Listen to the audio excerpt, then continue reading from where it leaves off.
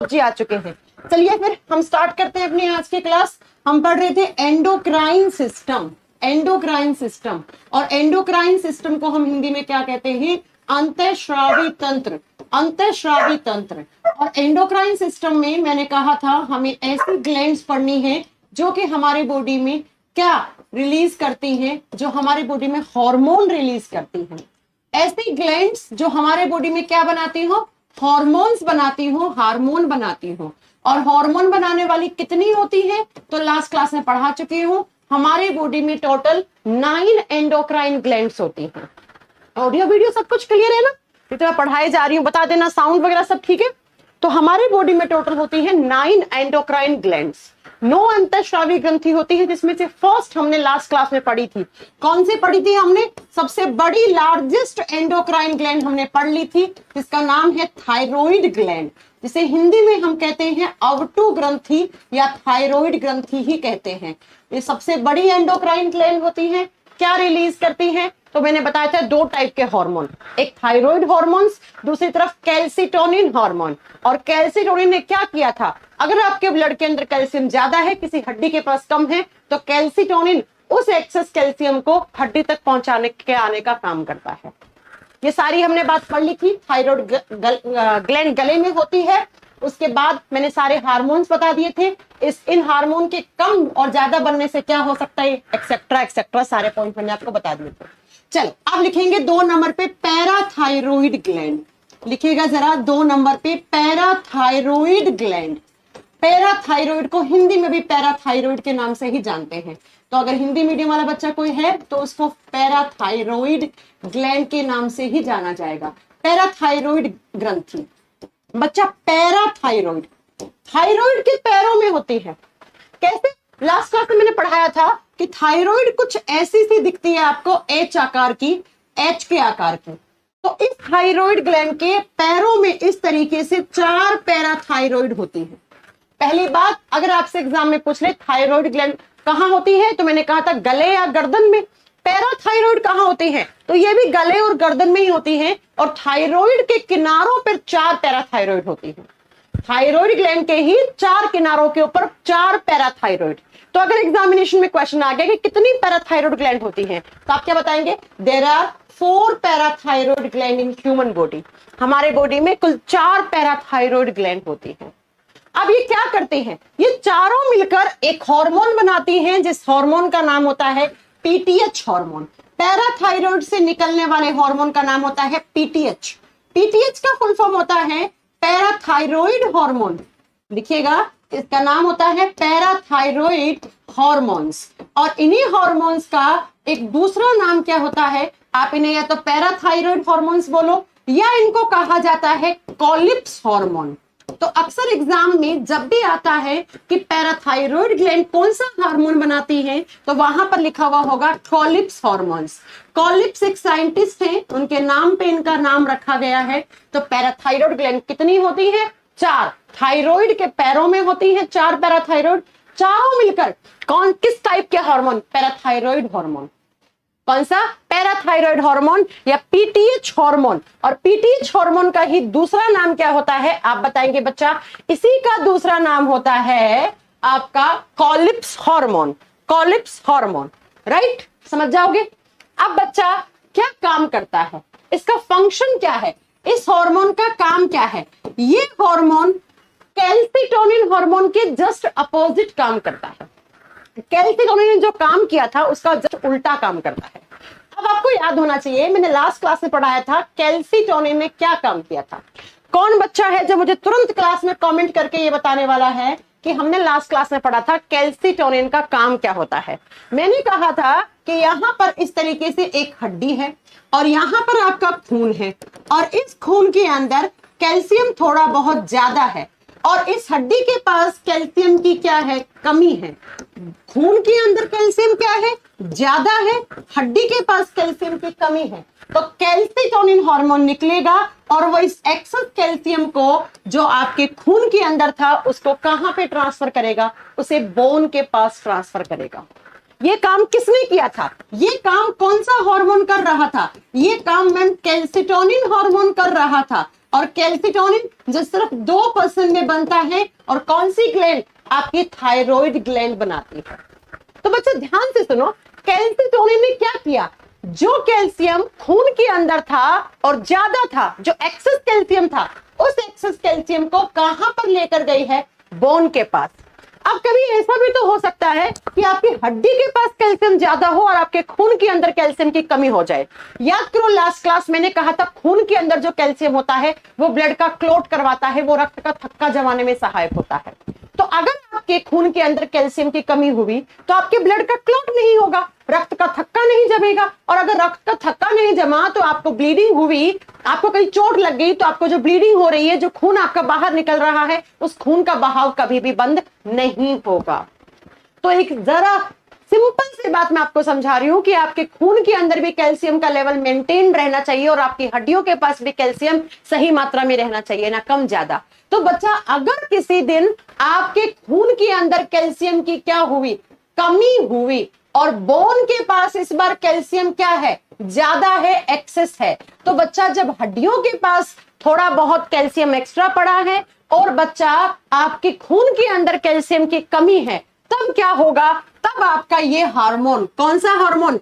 PTH hormone निकलेंगे, और ये पीटीएच हार्मोन जो कैल्शियम किसी हड्डी के पास ज्यादा बड़ा था और खून में कमी थी, वो खून में लाकर छोड़ देता है, वो खून में लाकर छोड़ देता है। तो ये दोनों हार्मोन एक दूसरे के जस्ट अपोजिट काम कर रहे हैं, है ना? ये दोनों हार्मोन एक दूसरे के जस्ट अपोजिट काम कर रहे हैं, इसीलिए इन दोनों हार्मोन्स को कहा जाता है काउंटरएक्ट हार्मोन। इन दोनों को क्या कहा जाता है? काउंटरएक्ट हार्मोन्स कहा जाता है। तो अगर आपसे कभी एग्जाम में पूछ लिया कौन कौन से हार्मोन हैं जो एक दूसरे के विरोधाभास हार्मोन कहलाते हैं, विरोधाभास का मतलब है जो एक काम करता है उसी का जस्ट दूसरा काम करता है उल्टा। तो बच्चा जो काम कैल्सिटोनिन ने किया उसका जस्ट अपोजिट काम कौन करता है? आप बता देंगे बच्चा, वो करता है आपका पीटीएच हार्मोन, पैराथायरॉयड हार्मोन या कॉलिप्स हार्मोन। तो ये ऊपर वाला काम कैल्सिटोनिन का था, इसका जस्ट उल्टा काम पीटीएच हार्मोन, बोले तो पैराथायरॉयड हार्मोन, बोले तो कॉलिप्स हार्मोन का है। तो ये दोनों हार्मोन हमारे ब्लड और हड्डियों के पास कैल्शियम के लेवल को क्या करते हैं? मेंटेन रखते हैं। जो कैल्शियम की मात्रा होती है हड्डियों के पास और खून के पास, उसको मेंटेन करने का काम दोनों हार्मोन्स का होता है। तो एक दूसरे के काउंटरएक्ट हार्मोन है, एक दूसरे के विरोधाभास हार्मोन कहलाते हैं, क्योंकि जो एक काम करता है उसका जस्ट अपोजिट दूसरा हार्मोन काम करता है, राइट? तो ये हमारी दो ग्लैंड्स हो चुकी हैं, दोनों आपको याद रखनी है, थायराइड एंड पैराथायराइड, जो दोनों कहां होती हैं? आपके गले में होती हैं। आप चलते हैं तीसरी ग्लैंड के बारे में पढ़ना स्टार्ट करते हैं, और 3 नंबर पे आती है, पहले मैं छोटी छोटी करवा रही हूँ, बड़ी बाद में करेंगे। 3 नंबर पे आती है, उसका नाम होता है थाइमस ग्लैंड। कौन सी ग्लैंड बच्चा? थाइमस ग्लैंड या थाइमस ग्रंथि। और थाइमस ग्लैंड कहां होती है? मैं आपको लोकेशन पहले ही पढ़ा चुकी हूं, ये होती है हमारी चेस्ट में, ये हमारी चेस्ट कैविटी में होती है, छाती में होती है। कितनी होती है नंबर में? सिर्फ 1 नंबर में, 1 ही होती है हमारी चेस्ट कैविटी में, छाती में होती है।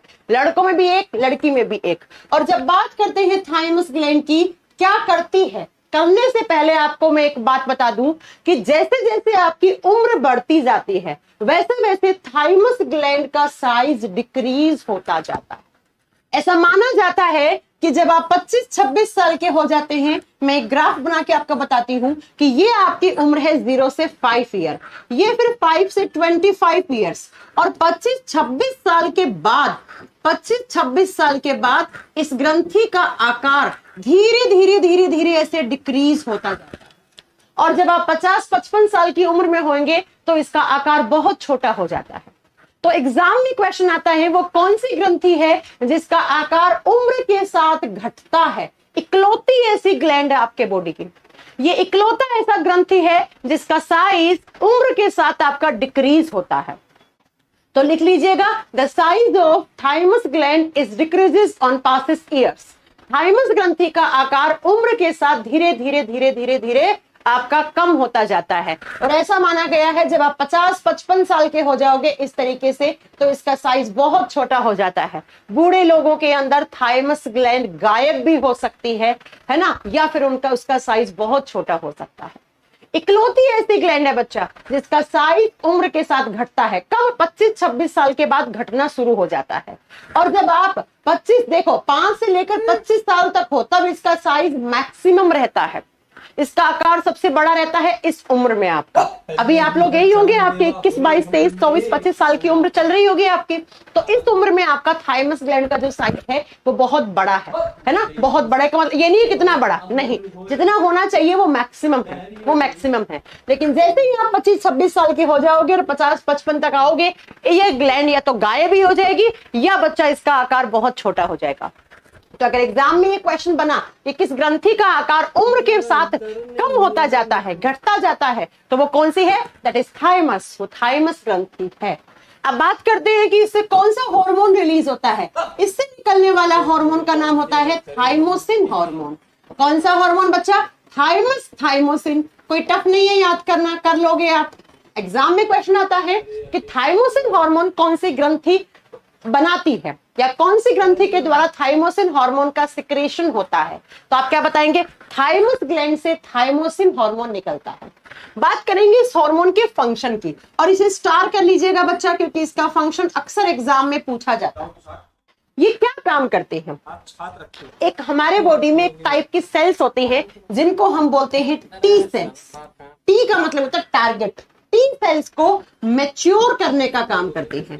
टी सेल्स के मैच्योरेशन में काम आती हैं, मैच्योर करती है उनको। मैच्योर का मतलब क्या होता है बच्चा? जैसे अभी आप अडल्ट हो, छोटा बच्चा है वो इमैच्योर है, उसमें समझ नहीं है ज्यादा, है ना, और आप लोग क्या है? मैच्योर हैं। तो आप लोग बड़े हो गए, आप लोग मैच्योर हो गए हैं। ठीक वैसे ही टी सेल्स को मैच्योर करने का काम करता है ये हार्मोन।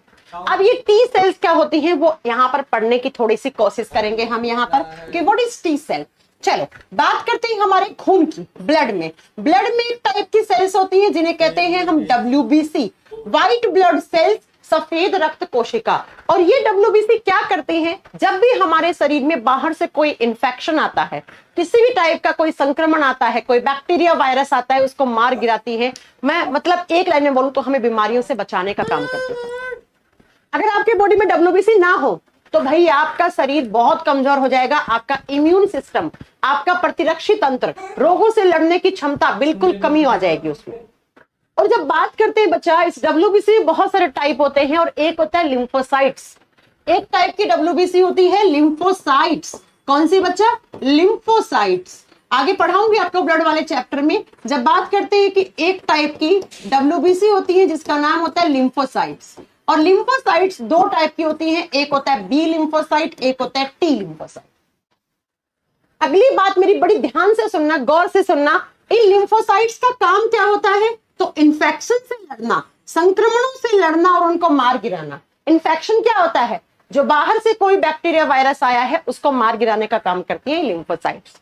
और जब बात करेंगे बच्चा ये बी और टी लिम्फोसाइट कहां बनती हैं, ये किसका टाइप है? ये WBC किसमें? खून में। अगर मैं बोलूं खून कहां बनता है तो शायद आप सब लोगों का आंसर एक ही आएगा कि मैम खून बनता है बोन मैरो में।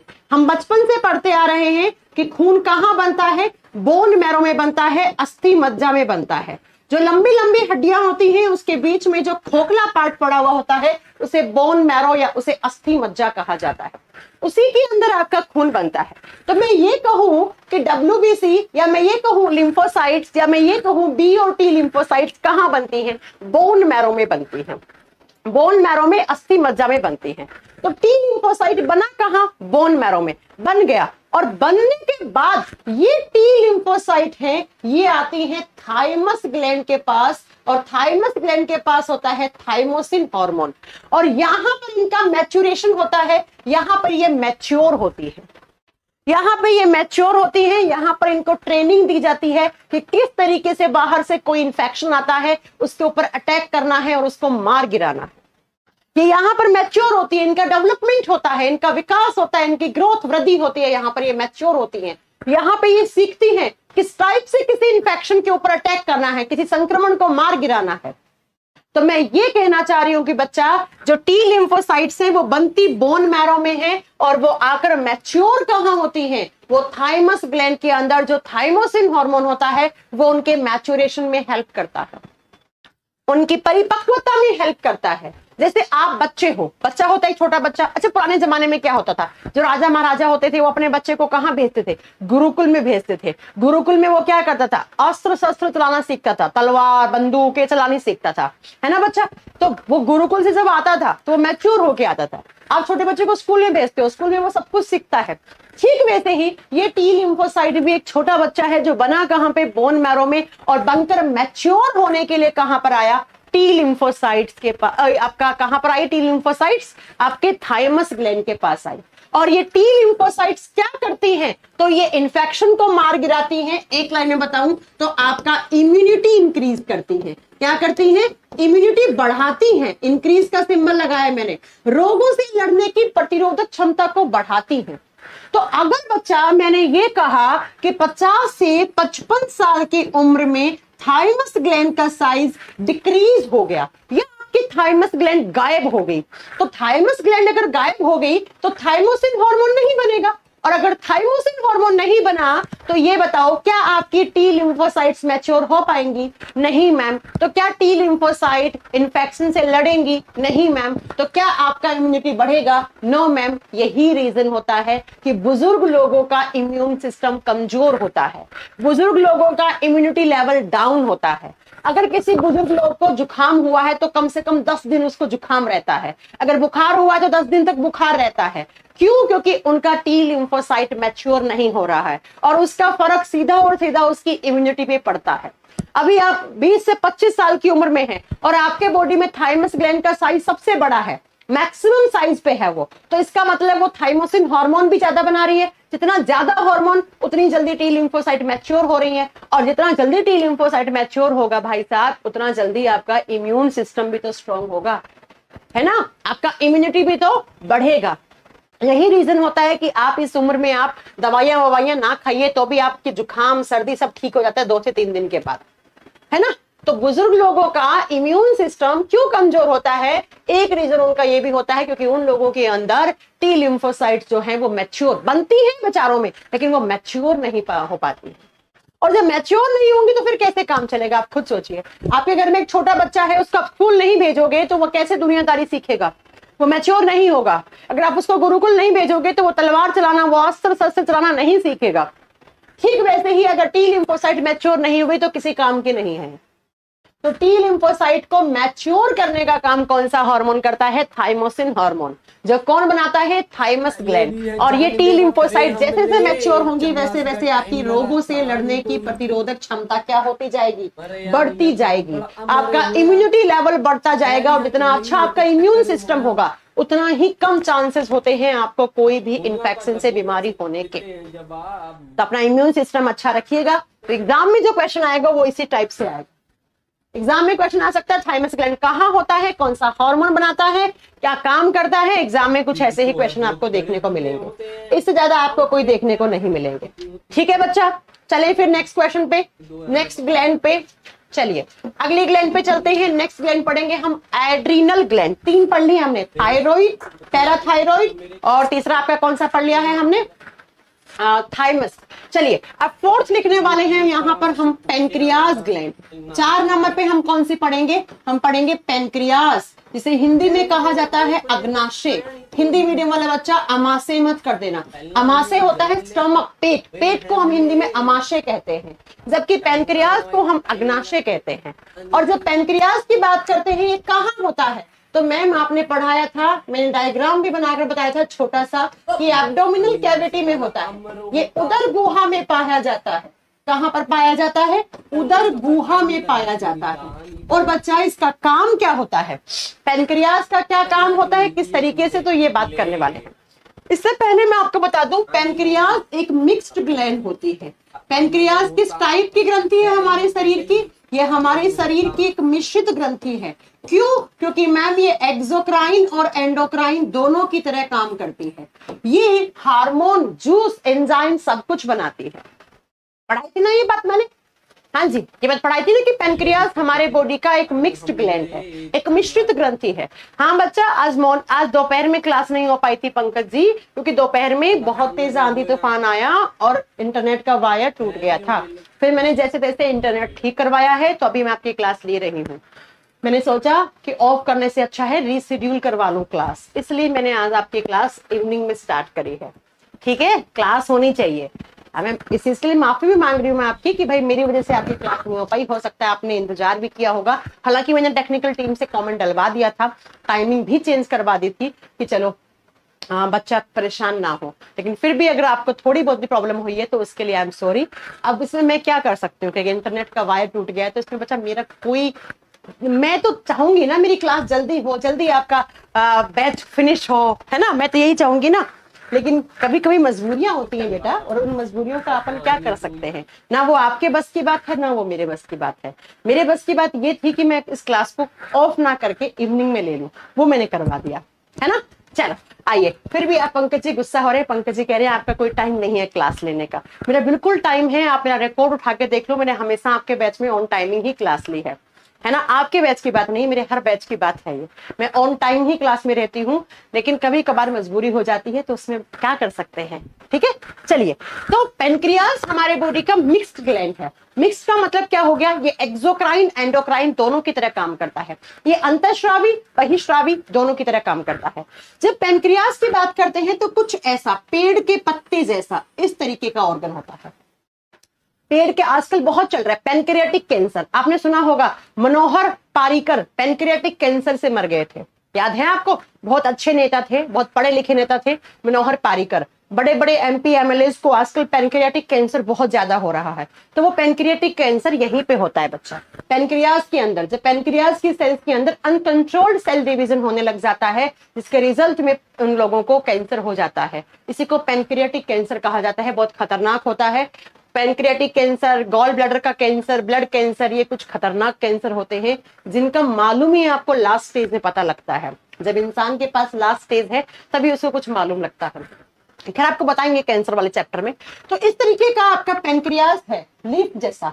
और इस पेनक्रियास की जब डिस्कवरी की बात करते हैं, जब इसकी खोज की बात करते हैं, तो बच्चा पेनक्रियास की खोज की थी लैंगर हेंस नाम के साइंटिस्ट ने। कौन से साइंटिस्ट ने? लैंगर हेंस नाम के साइंटिस्ट ने पेनक्रियास की खोज की थी, इस बात को आप याद रखिएगा। और इस पेनक्रियास के अंदर टोटल 4 टाइप की सेल्स हैं। भाई ऑर्गन है, ऑर्गन किससे बनेगा? सेल से बनेगा। तो पेनक्रियास के अंदर कितने टाइप की सेल्स हैं? 4 प्रकार की कोशिकाएं पाई जाती हैं। पेनक्रियास के अंदर टोटल 4 टाइप की सेल्स पाई जाती हैं। कौन कौन सी? पहले इनके नाम लिखते हैं, फिर आपको बताएंगे आगे की बातें। पेनक्रियास के अंदर टोटल 4 प्रकार की सेल्स होती है। पहली को बोलते हैं अल्फा सेल, अल्फा कोशिका। दूसरी को बोलते हैं बीटा सेल, तीसरी को बोलते हैं डेल्टा सेल, और चौथी को बोलते हैं एफ सेल। तो पेनक्रियास के अंदर कुल 4 प्रकार की सेल्स होती हैं, 4 प्रकार की कोशिकाएं पाई जाती हैं। और जब बात करते हैं अल्फा बीटा डेल्टा की, ये जो तीनों होती हैं, ये तीनों बनाती हैं हमारे बॉडी में हार्मोन। ये तीनों क्या सिक्रीट करती हैं? ये हमारे बॉडी के अंदर हार्मोन सिक्रीट करती हैं, हमारे शरीर में हार्मोन का श्रावण करती हैं। अब हार्मोन बनाने वाली को हम क्या बोलते हैं? एंडोक्राइन बोलते हैं। तो पेनक्रियास का ये वाला हिस्सा किसकी तरह काम करेगा? एज ए एंडोक्राइन ग्लैंड की तरह, अंतःस्रावी तंत्र की तरह काम करेगा। और ये जो एफ सेल होता है, ये बनाता है जूस, ये पेनक्रियाटिक जूस, और उस जूस के अंदर होते हैं एंजाइम्स। अब मैंने पढ़ाया था कि जूस और एंजाइम बनाने वाला जो हिस्सा होता है उसको हम क्या कहते हैं? उसको हम एक्सोक्राइन ग्लैंड के नाम से जानते हैं। भैया ये सब कुछ पढ़ा चुकी हूं मैं, उसे हम बहिःस्रावी ग्रंथि की तरह जानते हैं। एक बार फिर से सुनो कि पेनक्रियास के अंदर 4 टाइप की सेल्स होती हैं, alpha beta delta F. Alpha beta delta hormone secrete करती है, और हार्मोन बनाने वाले को एंडोक्राइन कहते हैं। और जो एफ सेल होती है वो जूस बनाती है, उस जूस के अंदर एंजाइम भी होते हैं, और जूस और एंजाइम बनाने वाले को एक्सोक्राइन बोलते हैं। तो ये बताओ जरा बोर्ड पे देख के कि पेनक्रियास ने एंडोक्राइन एक्सोक्राइन दोनों का काम करा, और ऐसी ग्रंथि जो दोनों की तरह बिहेव करती है उसको हम क्या बोलते हैं? उसको हम मिक्स्ड ग्लैंड बोलते हैं, उसको हम मिश्रित ग्रंथि कहते हैं। इसीलिए तो मैंने पढ़ाया कि pancreas is known as mixed gland. Pancreas को हम मिश्रित ग्रंथि की तरह कहते हैं। पेनक्रियास को हम मिश्रित ग्रंथि मानते हैं हमारे शरीर का। क्यों? क्योंकि मैम ये तो एक्सोक्राइन एंडोक्राइन दोनों की तरह काम कर रहा है। बिल्कुल कर रहा है बच्चा। ठीक है, अब ये बताओ कि अगर एग्जाम में आपसे क्वेश्चन पूछ लिया गया कि पेनक्रियास की कौन कौन सी सेल्स हैं जो एक्सोक्राइन की तरह काम करती हैं, तो एक्सोक्राइन की तरह कौन सी करती हैं? F cell. और कौन कौन सी सेल्स हैं जो एंडोक्राइन की तरह काम करती हैं? तो एंडोक्राइन की तरह अल्फा, बीटा, डेल्टा। और ये जो बीटा होती है ये मैक्सिमम होती है, ये सबसे ज्यादा होती है। तो अगर एग्जाम में ये क्वेश्चन पूछ लिया कि पेनक्रियास में किस टाइप की सेल्स हैं जो कि सबसे ज्यादा होती हैं, तो सबसे ज्यादा कौन सी हो गई? बीटा सेल्स हो गई। राइट। अब हम क्या पढ़ रहे हैं? हम पढ़ रहे हैं एंडोक्राइन सिस्टम, हम हार्मोन्स के बारे में पढ़ रहे हैं। तो हम यहाँ पे एफ सेल के बारे में नहीं पढ़ेंगे। क्यों नहीं पढ़ेंगे? क्योंकि भैया मैम हम तो सिर्फ एंडोक्राइन ग्लैंड्स के बारे में पढ़ रहे हैं यहाँ पे। अब एंडोक्राइन की तरह का जो काम करेगी उसी के बारे में तो पढ़ेंगे हम यहाँ पर। तो हम यहाँ पे पढ़ेंगे alpha, beta, delta. Alpha, beta, delta. और ये जो अल्फा, बीटा, डेल्टा हैं इनको कहा जाता है islets of Langerhans. Islets of Langerhans. Langerhans की द्वीपिकाएं। लैंगरहैंस वो साइंटिस्ट हैं जिन्होंने पेनक्रियास की खोज की थी, और खोज की इसलिए इनका नाम पड़ गया यहां पर आइलेट्स ऑफ लैंगरहैंस। लैंगरहैंस की द्वीपिकाएं। हर कोई इंसान चाहता है कि मुझे दुनिया मेरे नाम से याद करे, मुझे मेरे जाने के बाद भी लोग मुझे याद रखें। तो भाई आपने कितना बड़ा खोज किया है पेनक्रियास का, तो आपने अपनी सेल्स का नाम अपने नाम पे रख दिया। आपने रख दिया आइलेट्स ऑफ लैंगरहैंस, लैंगरहैंस की द्वीपिकाएं। और इसीलिए अगर एग्जाम में क्वेश्चन आता है वो कैसा आता है? वो आता है कि लैंगरहैंस की द्वीपिकाएं किस ऑर्गन से रिलेटेड है। तो आप क्या बताएंगे? लैंगरहैंस की द्वीपिकाएं पेनक्रियास से रिलेटेड हैं, अग्नाशय से रिलेटेड हैं। राइट। तो अब बात करेंगे अल्फा कौन सा हार्मोन बनाती है, बीटा कौन सा और डेल्टा कौन सा। अभी तक की क्लास में किसी को कोई डाउट है? पहले मुझे वो बताइए। पहले मुझे ये बताइए कि अभी तक की क्लास में किसी को कोई डाउट है पेनक्रियास से? कोई डाउट नहीं होना चाहिए। एब्डोमिनल कैविटी में होता है, पेड़ के पत्ते जैसा होता है, 4 टाइप की सेल्स होती हैं, 3 टाइप की सेल्स हार्मोन बनाती हैं, 1 टाइप की सेल्स जूस या एंजाइम बनाती हैं। और बच्चा जो अल्फा, बीटा, डेल्टा होती है उसमें सबसे ज्यादा कौन सी होती है? आप बताएंगे बीटा सेल्स होती है, और बड़ी फेमस है बीटा सेल्स। अभी बात करेंगे क्यों है फेमस। ठीक है, आगे बात समझ में। चलो सबसे पहले लिख डालो बीटा सेल्स, नीचे लिखो वापस से। सबसे पहले हम पढ़ेंगे बीटा सेल्स के बारे में। और पेनक्रियास में जो बीटा सेल्स होती हैं वो बनाती हैं इंसुलिन हार्मोन। नाम सुना होगा ना इंसुलिन का, बहुत फेमस है बच्चा। अब कहोगे मैम हार्मोन भी फेमस होते हैं? बिल्कुल होते हैं भाई, क्यों नहीं होते। इंसुलिन हार्मोन सिक्रीट करती है कौन? पेनक्रियास की बीटा सेल्स। और बीटा सेल्स जो होती हैं वो सबसे ज्यादा भी होती हैं, मैक्सिमम होती हैं ये। और बच्चा ये जो इंसुलिन है इसकी खोज पूछी जाती है एग्जाम में। क्यों? क्योंकि इसकी खोज जिन साइंटिस्ट ने की थी उनको नोबेल प्राइज मिला था। और किसने खोज की थी? बेंटिंग एंड बेस्ट ने। 2 साइंटिस्ट थे, बेंटिंग एंड बेस्ट, जिन्होंने मिलके इंसुलिन हार्मोन की खोज की। खोज का मतलब उसके फंक्शन को समझाया लोगों को कि भाई ये इंसुलिन हार्मोन है, इसका ये काम होता है, कम हो गया तो ये हो जाएगा, ज्यादा हो जाएगा तो ये हो जाएगा। और ये पैनक्रियास की बीटा सेल बनाती है। ये खोज किसने की? ये खोज की आपके बेंटिंग और बेस्ट ने। राइट। अब बात करेंगे कि ये जो इंसुलिन है ये क्या काम करता है। बहुत सुना होगा फलाना इंसान का शुगर बढ़ा हुआ है, फलाने इंसान को इंसुलिन का इंजेक्शन लगता है, बहुत बार आपने सुना होगा। आज मैं आपको बताती हूँ क्या होता है ये इंसुलिन का इंजेक्शन। इंसुलिन का फंक्शन क्या है? इंसुलिन एक हार्मोन है। अब हार्मोन आप जानते हैं हमारे बॉडी में केमिकल रिएक्शंस को बैलेंस करने का काम करता है, वो मैं बहुत बार आपको पढ़ा चुकी हूँ। राइट। इंसुलिन क्या करता है? जब आपके खून के अंदर एक्सेस शुगर हो जाए, हमारे खून के अंदर शुगर की मात्रा ज्यादा हो जाए। और मैंने आपको शुगर के बारे में पढ़ाया था कि हमारे खून में जो शुगर होती है वो किस फॉर्म में होती है? वो ग्लूकोज की फॉर्म में होती है। बताओ बताया था या नहीं बताया था? मैंने कहा था ग्लूकोज को हम ब्लड शुगर के नाम से जानते हैं। ये बात पढ़ाई थी ना। ग्लूकोज को हम ब्लड शुगर, रक्त शर्करा के नाम से जानते हैं। जानते हैं कि नहीं जानते हैं? बिल्कुल जानते हैं। जब हमारे खून के अंदर ग्लूकोज क्या हो जाए? ज्यादा हो जाए। कहां पर? ग्लूकोज कहां पर? ब्लड के अंदर ज्यादा हो जाए। इसीलिए ग्लूकोज क्या है? शुगर है, पढ़ा चुकी हूं, एक टाइप का कार्बोहाइड्रेट है, शर्करा है। तो जब आपके खून के अंदर ग्लूकोज ज्यादा हो जाए, ग्लूकोज क्या है? शुगर है, तो उस एक्सेस शुगर को, मतलब उस एक्सेस ग्लूकोज को किसमें कन्वर्ट करना? ग्लाइकोजन में बदलना। किसका काम होता है? ये काम होता है इंसुलिन हार्मोन का। इंसुलिन हार्मोन क्या करता है? फिर से सुनिए, जब आपके खून के अंदर शर्कराओं की मात्रा में वृद्धि हो जाए, जब आपके खून के अंदर शर्करा है, कार्ब्स हैं, वो ज्यादा हो जाए, और खून के अंदर जो शर्करा होती है वो ग्लूकोज होता है, तो हमारे खून के अंदर जो ग्लूकोज है वो ज्यादा हो जाए, तो इंसुलिन हार्मोन निकलता है और वो इस एक्सेस ग्लूकोज को ग्लाइकोजन के फॉर्म में कन्वर्ट कर देता है। ये किसने करा? ये इंसुलिन हार्मोन ने काम करा। इसका मतलब मैम, इंसुलिन क्या करता है? हमारे ब्लड में जो शुगर होती है उसके लेवल को मेंटेन करता है। इंसुलिन हमारी रक्त शर्करा को मेंटेन करने का काम करता है, यही एनसीईआरटी में लिखा हुआ है। क्या काम करता है?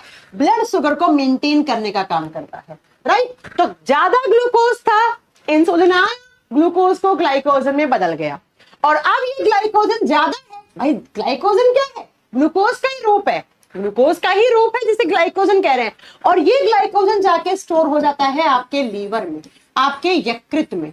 तो बच्चा, इंसुलिन ने क्या करा? आपकी ज्यादा मात्रा की ग्लूकोज को ग्लाइकोजन में बदल दिया। अब मान लो कि किसी भी इंसान के शरीर में ये इंसुलिन है, इसकी कमी हो जाए। मान लो किसी फलाना इंसान के शरीर के अंदर इंसुलिन हार्मोन की क्या हो जाए? कमी हो जाए, कमी हो जाए। भाई जब इंसुलिन की कमी होगी, अब इसका कारण क्या हो सकता है? या तो आपका पेनक्रियास खराब हो गया, पेनक्रियास की बीटा सेल खराब हो गई, या इंसुलिन किसी भी कारणवश आपके बॉडी में इंसुलिन नहीं बन रहा है। तो इंसुलिन की कमी, इसका मतलब आपके ब्लड में शुगर लेवल क्या हो जाएगा? ब्लड शुगर लेवल आपका ज्यादा आएगा या नहीं आएगा? बताओ, ग्लूकोज का लेवल ज्यादा आएगा या नहीं आएगा? क्योंकि अगर इंसुलिन सही है तब तो इंसुलिन ग्लूकोज को ग्लाइकोजन बदल दे रहा है। तो अगर बच्चा इंसुलिन की कमी होगी तो ब्लड शुगर लेवल क्या हो जाएगा? ज्यादा आ जाएगा। आपके ब्लड के अंदर जब आप शुगर लेवल चेक करोगे तो भाई साहब वो शुगर लेवल आपका बहुत ज्यादा आएगा, और जब बहुत ज्यादा आएगा उस स्टेज को नाम दिया जाता है हाइपरग्लाइसेमिया।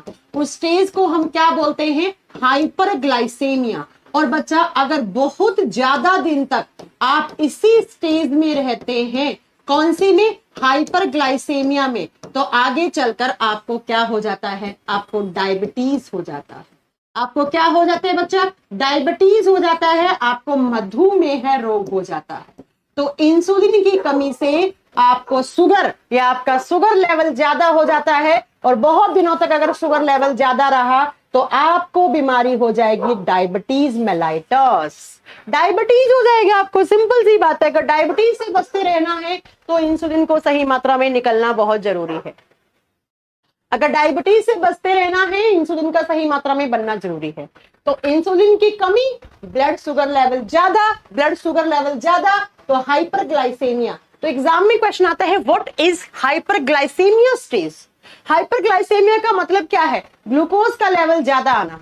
आपने कभी अपना शुगर चेक करवाया है? शुगर दो टाइप से चेक करते हैं। एक तो खाली पेट, जब आपने कुछ नहीं खाया तब शुगर की मात्रा को लिया जाता है, ग्लूकोज की मात्रा को। हल्का सा आपका खून निकालते हैं, ग्लूकोमीट्रिक डिवाइस होती है, वो बहुत आसानी से आपके खून के अंदर ग्लूकोज लेवल बता देती है। एक खाना खाने के बाद, ये खाने में आप शुगर खाओगे ना भैया, तो खाना खाने से पहले आपका अलग रीडिंग आएगा खाली पेट, और खाना खाने के बाद अलग आएगा। खाना खाने में आप अप्रोक्स 150-200 ग्राम तो शुगर खाई जाओगे, तब वो कितना वैल्यू बढ़ा रहा है आपका जाके।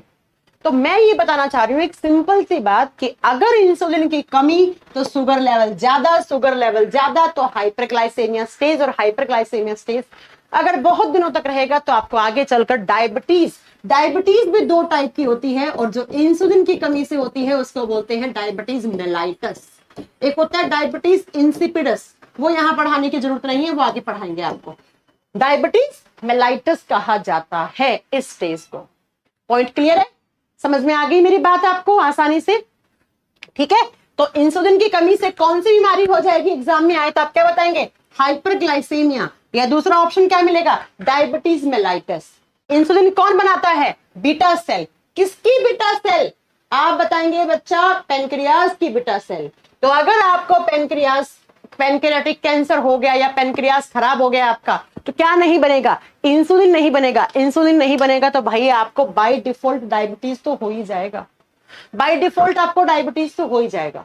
अब मैम शुगर लेवल कितना आना चाहिए, क्या आना चाहिए, before fasting and after meal, खाना खाने से पहले और खाना खाने के बाद आपके शुगर का लेवल कितना आना चाहिए, क्या आना चाहिए, इस पे बात करेंगे हम कल।